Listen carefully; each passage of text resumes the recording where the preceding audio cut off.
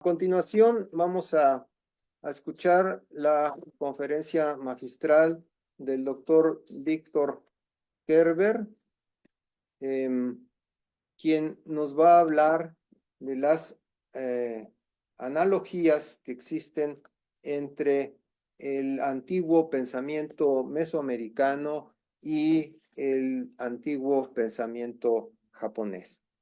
Quiero decir que Víctor Kerber es licenciado en Relaciones Internacionales por el Colegio de México. Realizó estudios de posgrado en Desarrollo Económico en la Universidad Sofia, en Tokio. Llevó a cabo estudios sobre cultura de negocios en el Instituto de Estudios Internacionales de Fujinomiya, también en Japón, y cuenta con un doctorado en Historia por el Colegio de Michoacán. Se desempeñó como profesor de planta en el Instituto Tecnológico y de Estudios Superiores de Monterrey y fundó el Centro de Estudios sobre Asia-Pacífico. También fue cofundador del Centro de Estudios Japoneses del Departamento de Estudios del Pacífico de la Universidad de Guadalajara. Actualmente es profesor del Instituto Tecnológico Autónomo de México y por otra parte, su trayectoria diplomática incluye destacadas representaciones de México en foros internacionales como la Conferencia para la Cooperación Económica en el Pacífico y el Foro para la Cooperación Asia-Pacífico. Entre 1993 y 1996, desempeñó el rol de cónsul de México en Osaka, en Japón.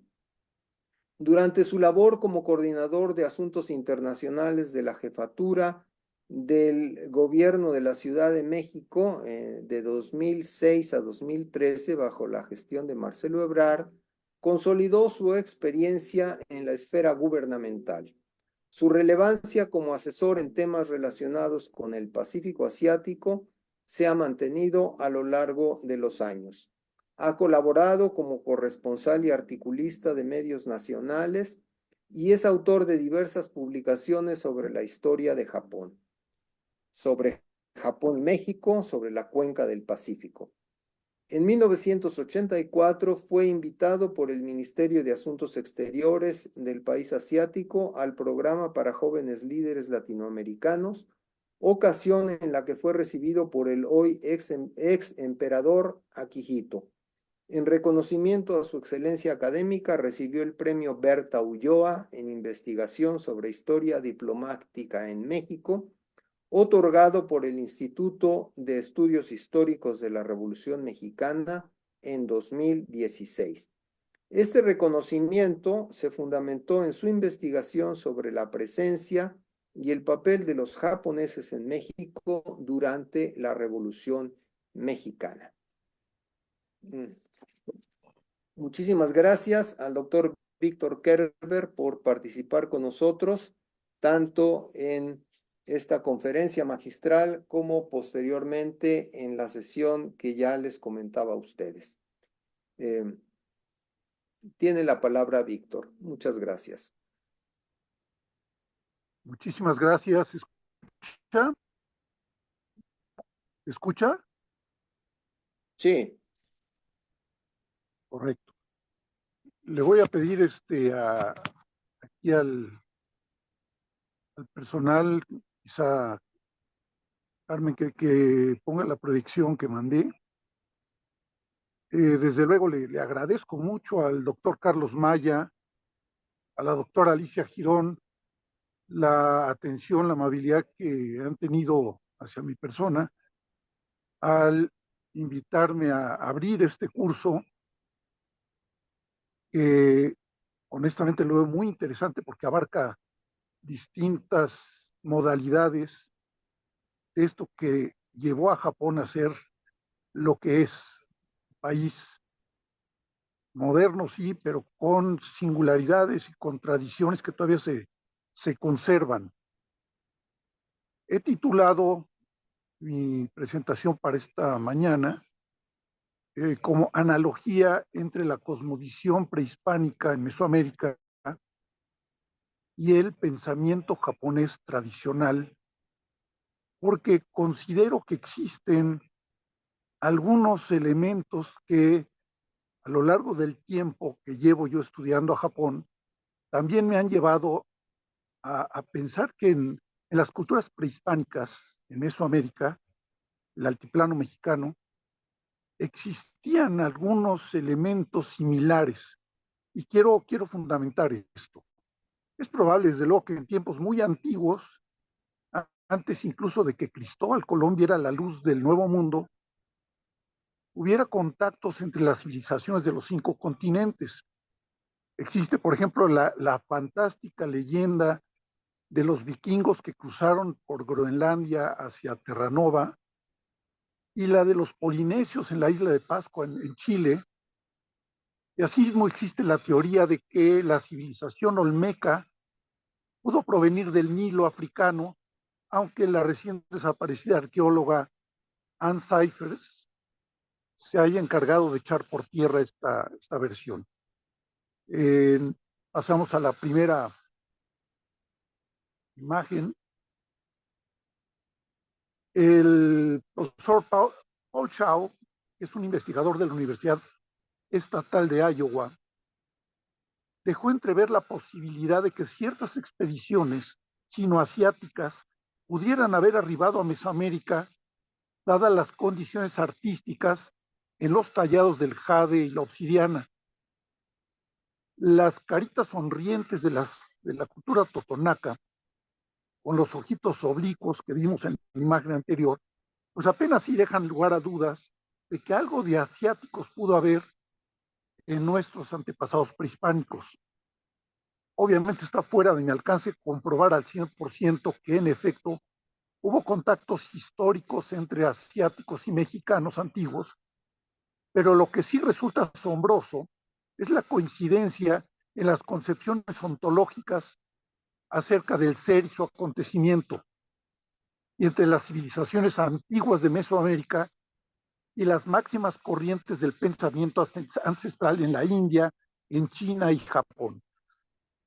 Me limitaré en esta presentación a destacar de manera comparada algunas analogías entre la metafísica sino-japonesa y la cosmovisión mesoamericana, y créanme que el propósito no va más allá de otorgar cierto crédito a lo que alguna vez escribió Alan Riding, corresponsal del New York Times en México, allá por la década de los 80, quien dijo en su libro Vecinos Distantes que México tiene el único sistema político que se debe entender dentro de un contexto prehispánico, y dice, sus habitantes son todavía más orientales que occidentales. Bien, pasamos a la siguiente.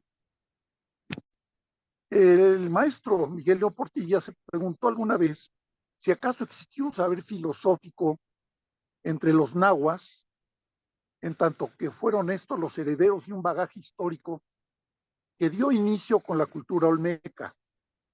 Atravesó por las civilizaciones del altiplano mexicano en el periodo clásico de los teotihuacanos y toltecas y convergió en México Tenochtitlan en 1325. Su respuesta fue asertiva. Miguel León Portilla aseguraba que sí, que en el México prehispánico efectivamente existió un pensamiento propio del orden filosófico, el cual se puede inferir tanto de la poesía náhuatl como del legado inscrito en los códices y vestigios que se han preservado.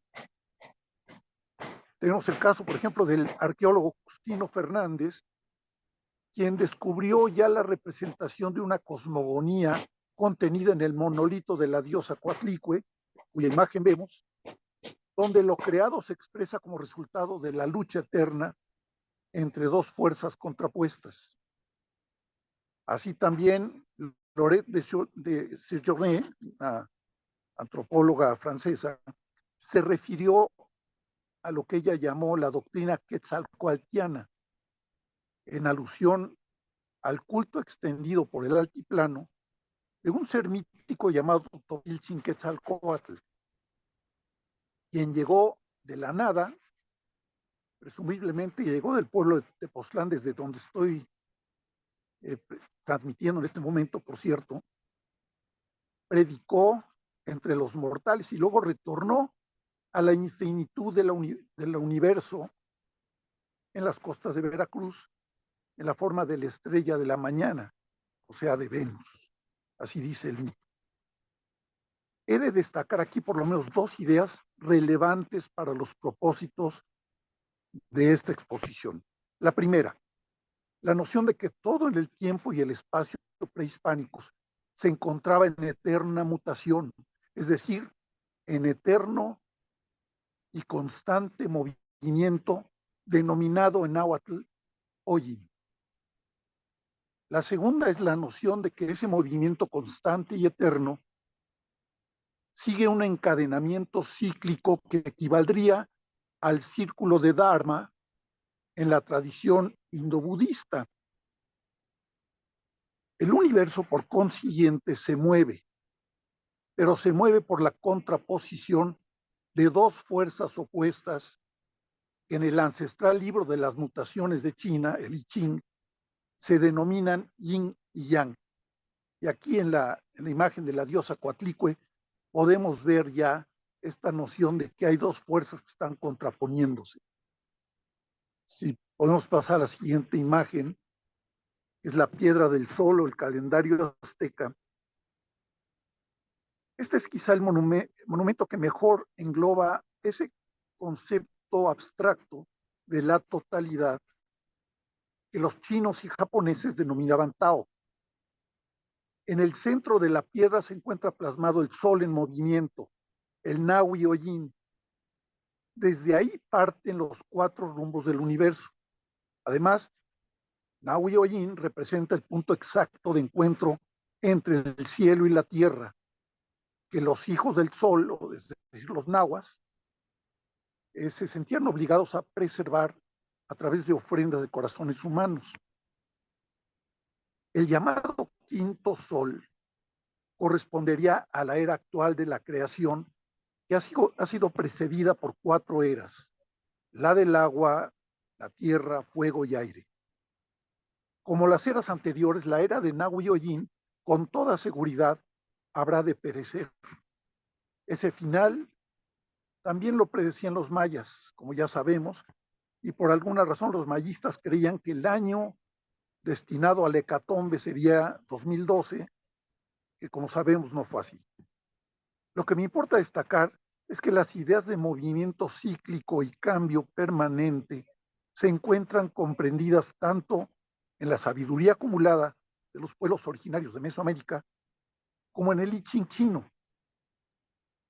Constituye un tema que el profesor coreano John Kwon-tae abordó en una obra suya publicada, por cierto, por la Universidad de Guadalajara, donde John asevera que la sabiduría contenida en el I Ching incluso trascendió hacia los máximos exponentes de la literatura mexicana contemporánea, como Octavio Paz, Salvador Elizondo y José Agustín, entre otros.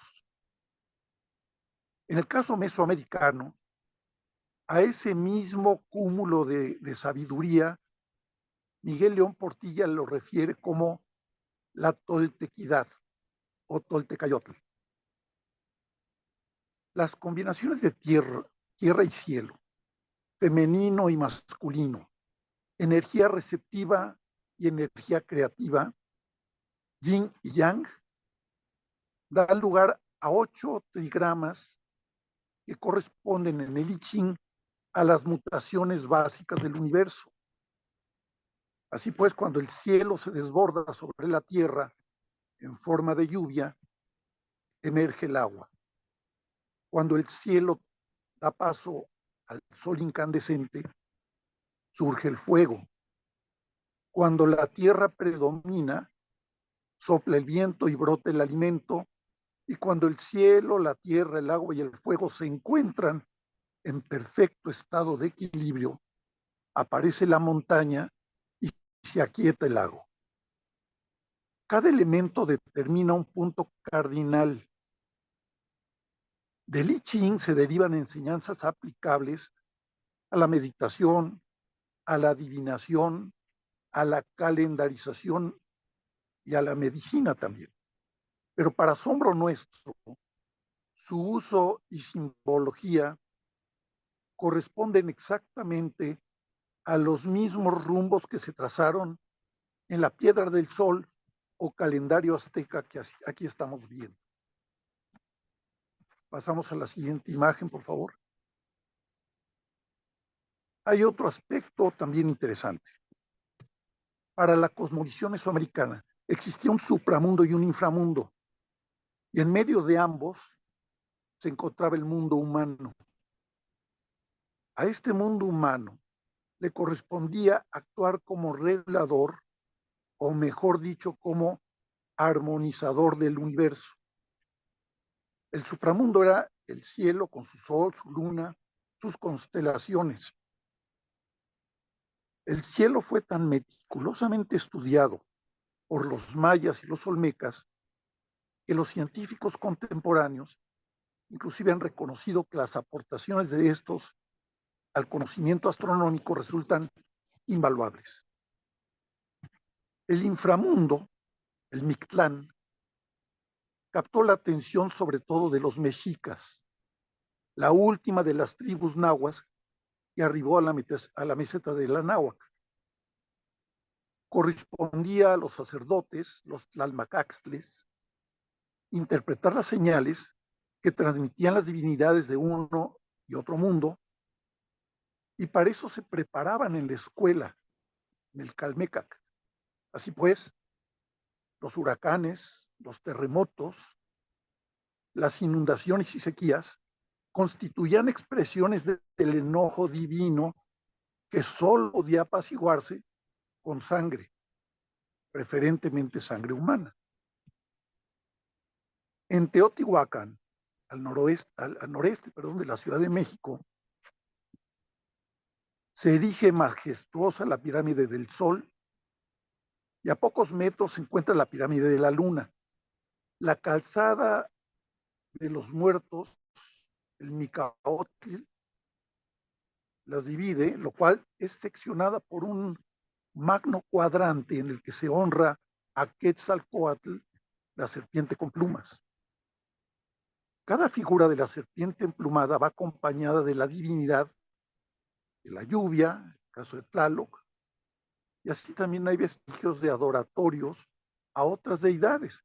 Écatl, el dios del viento, Huehueteotl, el dios del fuego, y Tlaltecutli, la diosa de la tierra. Eso significa que bajo la cosmovisión teotihuacana existían el supramundo y el inframundo, el sol y la luna, y además el agua, la tierra y el fuego, todo junto, conformando una unidad indivisible. Los toltecas que se establecieron a pocos kilómetros de Teotihuacán, aunque lo hicieron 300 años después del ocaso teotihuacano, retomaron esa noción de unidad a partir del todo y desarrollaron una filosofía holística que, como ya se ha dicho, concuerda con el pensamiento contenido en el I Ching chino. Fue tal la admiración que los mexicas profesaban por la civilización tolteca que ser un toltecayotl era sinónimo de ser reconocido como un sabio. La sabiduría tolteca derivaba de su profundo entendimiento del concepto de unidad a partir del todo, el cual habría sido transmitido, por cierto, por Topiltzin Quetzalcóatl en el siglo X de nuestra era. Las enseñanzas de Topiltzin se encuentran plasmadas en el Códice Matritense, donde se dice: Dios es uno, Quetzalcóatl es su nombre, nada pide, solo serpientes y mariposas le ofreceréis.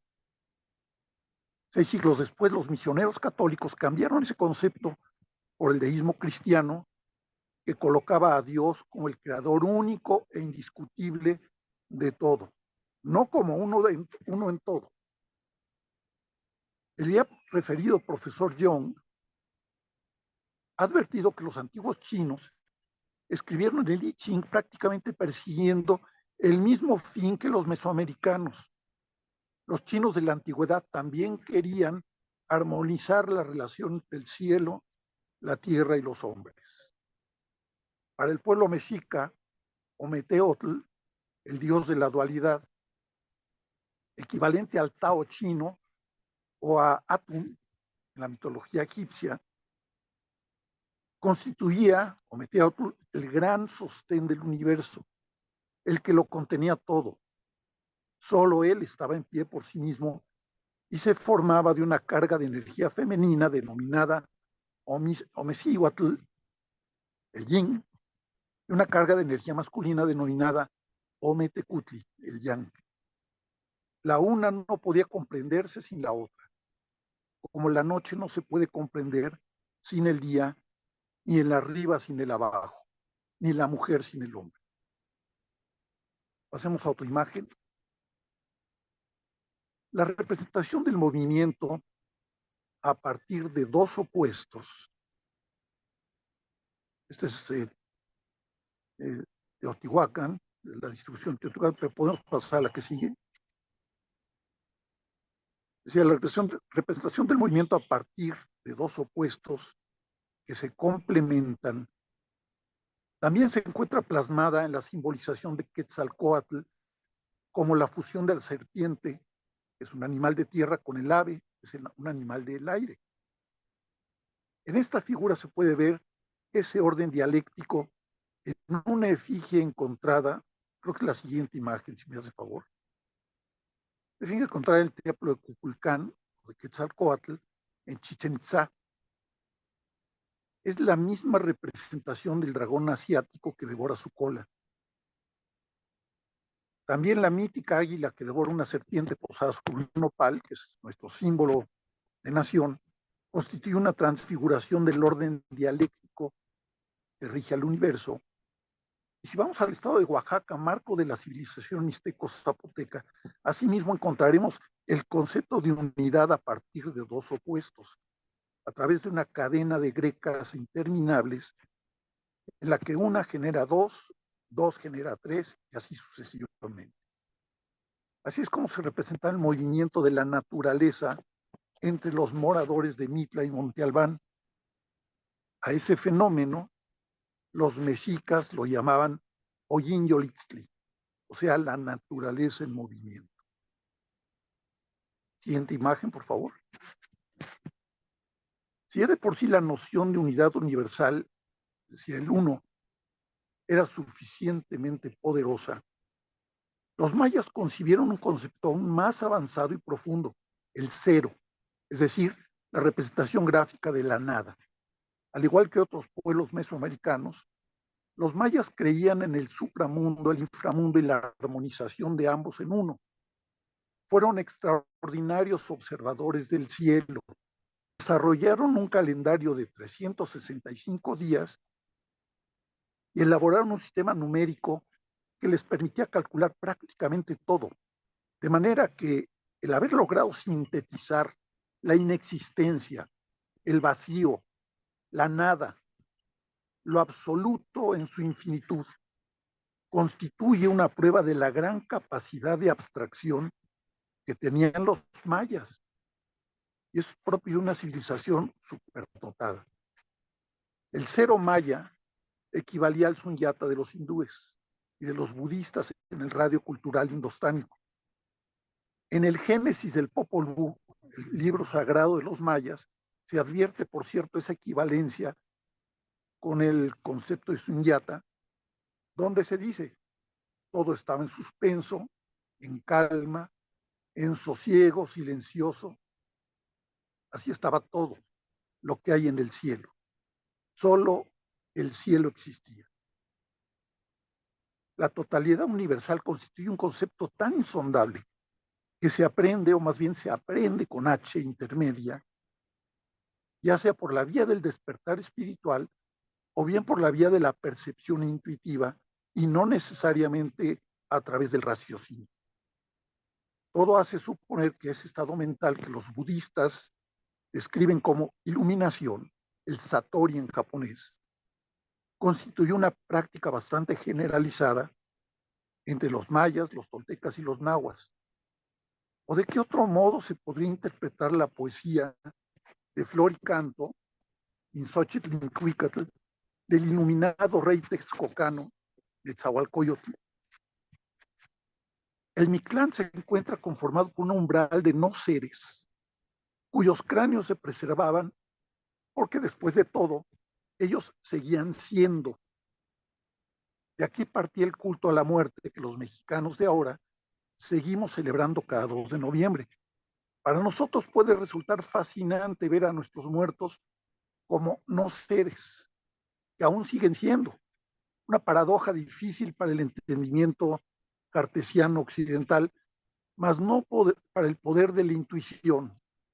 Un no ser, después de todo, ¿qué es? El concepto se ubica dentro de aquello que el pensador francés Jacques Derrida definió como la indecidibilidad, indecidibilité, es decir, lo que habita en la esfera de lo imposible de explicar. Y es que antes de ser concebidos, todos éramos cero, o sea, no éramos. Y al morir volveremos a ser, no ser, a ser cero, aunque nuestro cráneo se transforme en azúcar y en ese sentido nuestro ser siga siendo. Desde la ontología maya, el cero de hecho representaba la plenitud que solo se puede lograr, que puede lograr la muerte. De esa manera me atrevo incluso a decir que los mayas se adelantaron a las nociones que Heidegger plasmó en su obra Ser y Tiempo. Pero refirámonos ahora al Zen japonés y a las analogías que el budismo Zen guarda con la percepción mexica de la transitoriedad. Pasamos a la siguiente. A principios del siglo VI de nuestra era, un legendario monje budista de origen persa, cuyo nombre era Damo o Daruma, en japonés, se introdujo en China, se instaló en una cueva ubicada en las apartadas montañas centrales de China, y ese fue el sitio que eligió Damo para divulgar su doctrina. Su figura de por sí era extraña para los moradores de la zona, pero su manera de predicar, basada en la meditación silenciosa, era todavía más extraña. Tales extrañezas captaron la atención de los monjes taoístas del monasterio Shaolin, ubicado en la montaña Shaoxi. El budismo de Damo se fusionó así con el taoísmo y devino en una vertiente que los chinos llamaron budismo Chan.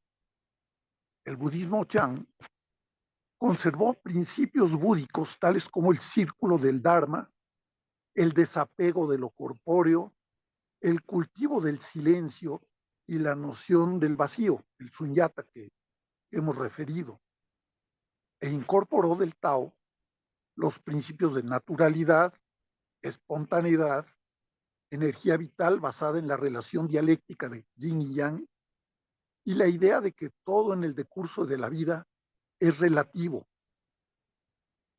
Ambas corrientes compartían la meditación como fórmula de despertar a la iluminación.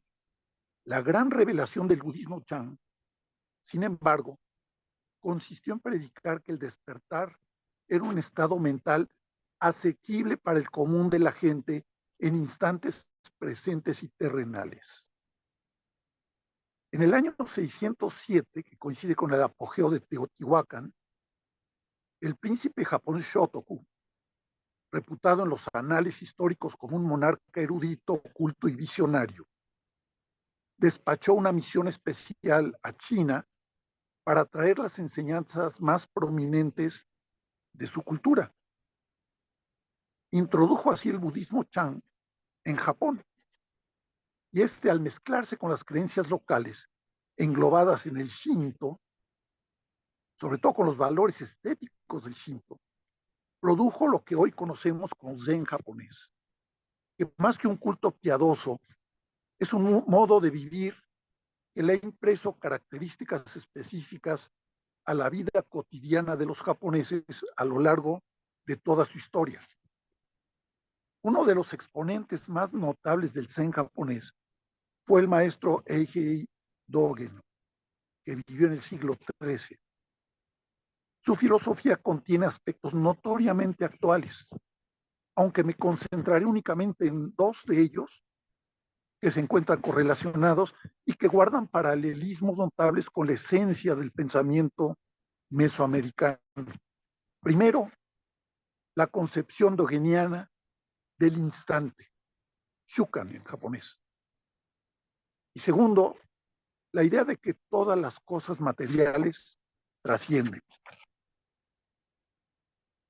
Cada momento, decía el maestro Dogen en el Shobogenzo, su obra, constituye en sí mismo una existencia de manera tal que no hay una sola existencia para cada ser, sino tantas como momentos puede haber a lo largo de su vida. Y más aún, compartimos determinados momentos existenciales con el conjunto de seres cuyas vidas palpitan a un mismo tiempo, como puede ser este instante en el que nosotros estamos conectados ahora.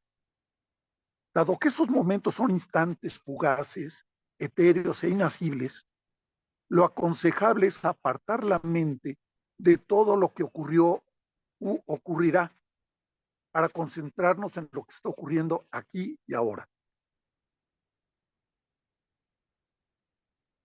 Este preciso instante de tiempo sin tiempo, único e irrepetible, es algo que pudo captar Netzahualcóyotl en el poema que se cita a continuación y que ustedes pueden ver en la pantalla. Dice el yo Netzahualcóyotl, lo pregunto, ¿acaso de veras se vive con raíz en la tierra? No para siempre en la tierra, solo un poco aquí. Aunque sea de jade se quiebra, aunque sea de oro se rompe, aunque sea plumaje de quetzal se desgarra. No para siempre en la tierra, solo un poco aquí. Es decir, vivimos, existimos, no para siempre en la tierra porque somos seres frágiles y transitorios. Estamos solo un poco aquí, dice Netzahualcóyotl en su poema. Esa misma idea ha prevalecido en el pensamiento zen japonés desde varios siglos atrás. Todo se desvanece, todo es efímero. El concepto de mono no awari, de difícil traducción, por cierto, nos induce a eso, a apreciar la transitoriedad de los fenómenos que nos rodean y conlleva pesadumbre y resignación frente a lo inevitable, aunque también conlleva un sentimiento de goce interior ante la belleza y la finitud de las cosas. La evanescencia de las flores del cerezo o sakura puede ser un buen ejemplo. Los sakura florecen y su esplendor subsiste apenas 2 o 3 días después, para después sucumbir irremediablemente. Mono no awari es quizá uno de los conceptos más bellos y panorámicos de la estética japonesa, muy próximo a la idea de solo un poco aquí del sabio Netzahualcóyotl. Dogen falleció en 1253 y 7 años después, en otra latitud del planeta, nació Eckhart Hochheim, un monje dominico alemán que se graduó de bachiller en teología por la Universidad de París. En el marco de su fe cristiana, Eckhart predicó una doctrina cuyas similitudes con el pensamiento del viejo maestro Zen eran significativas. Al igual que Dogen, Eckhart también acostumbraba a transmitir sus enseñanzas a través de paradojas, los koan, y ofrecía sermones en torno a una ética del ser como la mejor manera de acceder a la deidad, Dios. Asentó que como Dios es un ser absolutamente puro, Dios equivale en resumidas cuentas a nada. Eckhart, al igual que Dogen, abordó desde su fe el mismo dilema que los sacerdotes Tlalmacaxtli esbozaron ante los frailes evangelizadores acerca del no ser que es. el diálogo entre sacerdotes mexicas y frailes franciscanos fue recogido, por cierto, por Bernardino de Sahagún en el libro de los Coloquios. En él, Sahagún señala que los sacerdotes indígenas se consideraban a sí mismos legatarios de la doctrina transmitida por el iluminado Topiltzin Quetzalcóatl, quien profesaba el cultivo de las artes, la armonía social y la contemplación como normas de perfección. Entonces, concluyo. Es de lamentar que principios tan profundos como los que permearon a las civilizaciones mesoamericanas sufrieran con el tiempo el menosprecio o peor aún la supresión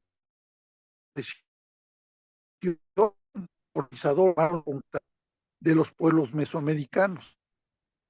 Fue mucha la sabiduría que se destruyó en las de creer que se salvaban las almas de los pueblos originarios. Ellos se retó a través de algunos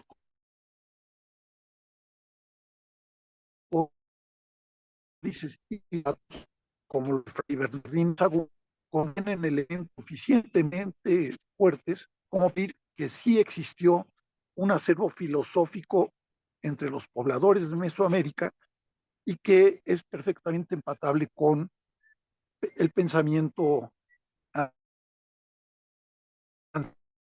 ancestral en Chile.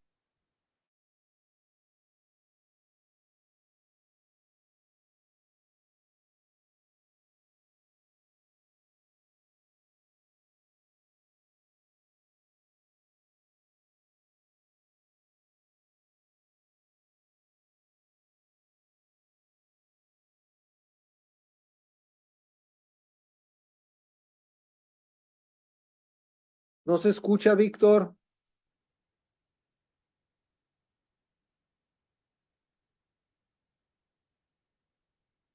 No, No se escucha, Víctor. ¿se escuchó? No. ¿No se escuchó? Estoy aquí. Perdón. Estoy aquí. ¿Se escuchan? Sí, ahora sí, pero no se escuchó lo último que dijiste. Decías que era lamentable. Bueno, lo último que decía es que es de lamentar que la sabiduría contenida en el pensamiento mesoamericano se haya diluido en el tiempo y se haya incluso erradicado, pero que efectivamente, desde mi punto de vista, tiene paralelismos muy grandes con el pensamiento ancestral en China y Japón, donde elementos como la nada, como el ser que no es, y otros tantos se expresan. Y en el caso de Netzahualcóyotl, cuyo poema vemos aquí, también vemos que la idea de transitoriedad de la vida se plasma en el pensamiento mexica.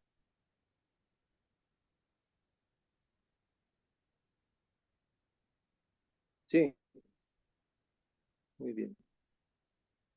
Si hay algún comentario, alguna pregunta o alguna adición a lo que pude haber presentado ahora, estoy abierto a ello. Perfecto.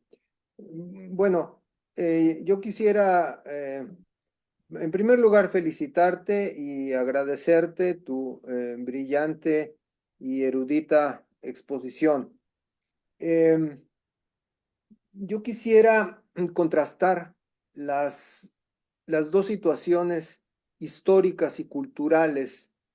Japón, por una parte, y México, pero no solamente México, porque creo que en realidad en muchos otros países de nuestro continente ha ocurrido algo muy similar, quizá con la excepción reciente de la recuperación que ha habido en algunos países andinos de la filosofía del buen vivir, ¿no? Que incluso ha quedado incorporada en una constitución, etcétera. Pero en general, el triste panorama es el que tú has descrito. Y aquí viene un factor político muy importante y que es la diferencia entre la conquista que nosotros experimentamos, es decir, todos los que habitamos este continente, y el hecho de que Japón nunca fue conquistado. Nunca fue conquistado ni siquiera por los poderosísimos mongoles en su momento. Entonces, este hecho creo yo que explica en buena medida esa continuación del pensamiento que tú has mencionado, por una parte, y por otra, considero también que las características de las distintas, no le quiero decir religiones, sino más bien filosofías o paradigmas filosóficos que ha habido en Japón, han sido muy abiertas, de tal suerte que se puede ser budista y ser shintoísta y ser taoísta, etcétera, ¿no? Es decir, que no hay esa noción de exclusión que pues nosotros en nuestro continente pues heredamos de los conquistadores y después de los siglos de colonización, donde el que no piensa como yo es mi enemigo, ¿no?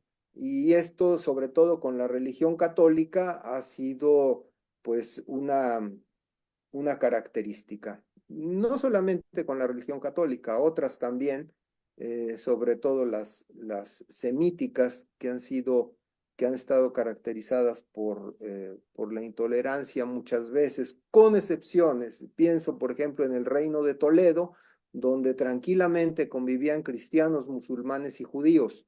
Pero Toledo fue una excepción. Lo que hemos visto en la historia ha sido más bien la intolerancia. Entonces, mi idea, y bueno, quiero conocer tu punto de vista también, es que ese carácter tolerante, abierto de las distintas filosofías que se han desarrollado y que han penetrado en Japón, ha permitido también esta vitalidad, ¿no? Porque los japoneses eran shintoístas, pero recibieron el confucianismo, recibieron el budismo y han logrado a lo largo de los siglos una coexistencia pacífica, para usar ese término, eh, que no ha sido el caso en otras latitudes, por ejemplo, en la nuestra.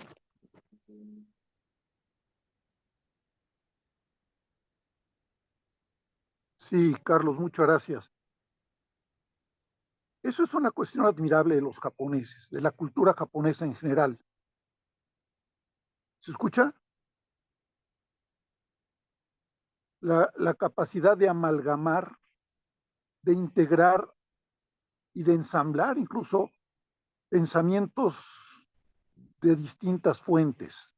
Eso yo creo que los ha caracterizado y han sabido hacerlo con éxito. De hecho, esa capacidad de integración y esa proclividad a integrar los llevó incluso a desechar el catolicismo en el siglo XVII por considerar que es una doctrina que solamente permitía la unidireccionalidad, es decir, era eso y no otra cosa. Sabemos bien que expulsaron a los sacerdotes franciscanos, incluso jesuitas, que habían hecho una labor de integración muy profunda, pero los expulsaron de Japón y cerraron al país por más de 200 años. Una cuestión que podría ser debatible es hasta qué grado Japón realmente no fue conquistado. Si por conquista entendemos la presencia de un elemento extranjero sobre otra civilización, imponiendo su orden, imponiendo sus leyes y su dominio total,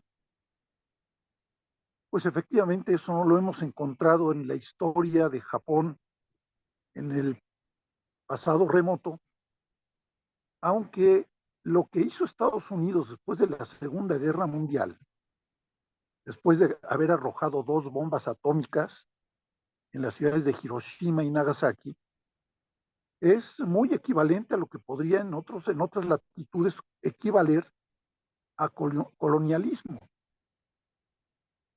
Si por tal entendemos que el vencedor impuso su ley, impuso su visión económica, social y política sobre el derrotado, que en este caso fue Japón.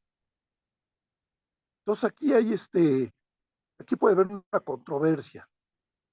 Efectivamente, no hubo, como lo hubo en Mesoamérica y América del Sur y en África y en otros países de Asia del Este, no hubo la presencia colonial devastadora que se dio con los europeos en estas latitudes. Pero para todo efecto, la ocupación de Estados Unidos en Japón de 1945 a 1952, pues tiene equivalencias con lo que podría ser un modelo colonial. Y antes de eso, se puede decir que japoneses aprendieron a integrar, ya lo dijimos, el pensamiento chino con lo propio, el pensamiento occidental en la Revolución Meiji con lo propio, y en la actualidad el modo de operar y de ser de Estados Unidos con el propio. Pues bueno, pues sí estoy de acuerdo, algo asombroso en Japón es esta capacidad de integrar elementos externos, foráneos, sin perder su condición y su esencia como japoneses. Creo que será un precepto que sí han tenido durante muchos años. El espíritu japonés no se debe perder. Y ahí está. Lo vemos incluso, transformaciones van y vienen, y los japoneses siguen siendo eminentemente japoneses. Y la japonicidad es un tema aparte que nos llevaría mucho tiempo discutir, porque también tiene su rasgo nacionalista, eh, decididamente conservador, derechista. Eso ya es otra situación. Claro, sí, sí es cierto. Bien, le pregunto a Carmen si hay alguna pregunta de parte de los asistentes. Sí, por lo pronto ahorita no, pero no sé si José Luis Maya, ¿tienes alguna pregunta? No, en realidad era para decirles que no solamente hay felicitaciones tanto en redes sociales como aquí en el chat de Zoom, pero preguntas como tal no tenemos por el momento. Gracias. Bueno, entonces, abusando un poco de mi eh, posibilidad de hacer uso del micrófono, quiero preguntarle a Víctor algo más. Si fuera posible que profundizaras un poquito comparando el concepto de vacío entre los mesoamericanos y el concepto de vacío en el budismo zen, que no es vacío entendido como simple ausencia de cosas, como simple negación, sino que más bien representa el germen de todas las posibilidades, es decir, es un vacío fecundo, ¿no? No sé si pudieras hacer alguna comparación con el caso mesoamericano. No, decididamente el término de vacío proviene en el caso oriental, proviene del sunyata budista, indostano, guarda analogías, paralelismos muy grandes con la idea de que en Mesoamérica se concebía la muerte como un estado latente. A esto voy. En Mesoamérica se creía que nosotros veníamos del cero, o sea, de la nada, de algún lado, provenimos de la muerte. Entendía no como el fin de la vida, sino como la no vida. La muerte era una etapa anterior a esto que estamos experimentando en este momento que se llama vida. Y después de esta vida, volvemos a la nada, al cero maya. O sea, a la noción de que regresamos a la inexistencia, al vacío, a la muerte, en este sentido. Entonces, en mi exposición lo que trataba yo de explicar es cómo en las culturas mesoamericanas esta noción de vacío, como la muerte latente, la muerte presente en todo momento, equivale, quizá haya rasgos muy distintos, pero equivale a la noción de sunyata que hay en el budismo y que eso se transmite al budismo zen. En el zen, la noción de nada, de vacío, es fundamental para concebir nuestra presencia planetaria. ¿Qué piensan los japoneses y los coreanos también, y en buena medida también el budismo Chan en China? Piensa que somos tan insignificantes que no nos damos cuenta que lo somos. Esta insignificancia, esta transitoriedad, esta idea de que somos solamente lo que tenemos presente, equivale de alguna forma a la noción mesoamericana de que somos muertos latentes. Aquí es quizá algo que tendríamos que desarrollar un poco más. Yo lo he dejado simplemente como una curiosidad, vamos, como algo que se presenta en Mesoamérica al igual que en las visiones budocéntricas de Asia.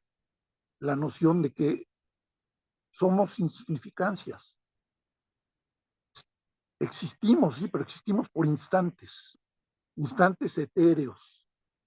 Eso es fundamental para el pensamiento budista y para el zen japonés. Por eso daba yo el ejemplo de los sakura, ¿no? Los japoneses admiran los árboles de sakura no solo por su belleza, sino porque reflejan y representan la transitoriedad de una vida. Las flores, cuando florecen en un sakura cada año, son únicas. Esa misma flor no florece el año siguiente, solo florece una vez y por un tiempo muy corto, por un instante. Fenecen, mueren en poco tiempo. El árbol florece, pero a los pocos días se acaba. Por eso son momentos festivos, ¿no? En Mesoamérica no es la flor, no estamos hablando del mismo tema, pero sí en cuanto al vacío está presente la noción de que estamos muertos, constantemente muertos. Difícil de explicarlo, pero somos seres que alguna vez no fuimos y no seremos, y aún en nuestra existencia actual no somos. Entonces, filosóficamente tiene una implicación bastante profunda. No es un nihilismo simple y no, es una forma de ver, de percibir la vida y su transitoriedad muy profunda. Y de ahí que yo rescate el poema de Netzahualcóyotl, donde el poeta texcocano dice algo interesantísimo, ¿no? Estamos un poco aquí, solo un poco aquí. Estamos y somos solo un poco aquí. Aquí está el punto de analogía que yo veo con el budismo zen.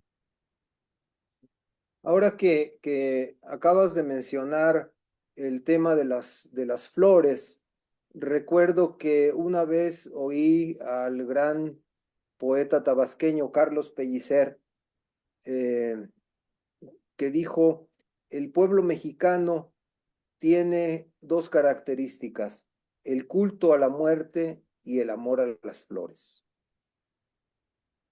¿Cierto? Es perfectamente correcto. Y además, habría que pensarlo bien, ¿eh? Yo no me he dedicado a fondo, pero es muy probable que también la noción de la flor tenga que ver con la muerte. O sea, el momento en el que se corta la flor. O sea, la flor emerge de la tierra y es una forma de expresión de belleza única. En el momento en que se corta la flor, se está emulando la muerte, estamos aproximándonos a la muerte en la cultura mesoamericana. ¿Por qué? Porque estamos matando a la flor. Desde el principio ya sabemos que esa flor que emergió de la tierra ya tiene un destino que es el no ser, el ser que no es. Entonces, si nos metemos a fondo con ese tema, que ya es de otro orden, podríamos escarbar y quizá también la noción de Inxóchitl, o sea, la flor de la poesía náhuatl, tiene este paralelismo de la flor que no es, ¿no? La flor de la nada. Somos un pueblo, sin duda, donde la flor, igual que el japonés, tiene una simbología y una profundidad. No es extraño que grandes floristas japoneses hayan encontrado en México el lugar donde han, valga la redundancia, florecido. La familia Matsumoto, por ejemplo, que trajeron las jacarandas a nuestro país, y otras, también las bugambilias y otras flores, eran japoneses. Son ellos los que encontraron que en Mesoamérica existía esta condición de apreciación del florecimiento. Es la flor, pero es el florecimiento que era muy propio de las culturas de acá, ¿no? Cierto. Bien. José Luis, Carmen, ¿hay algún comentario o pregunta? No, Carlos.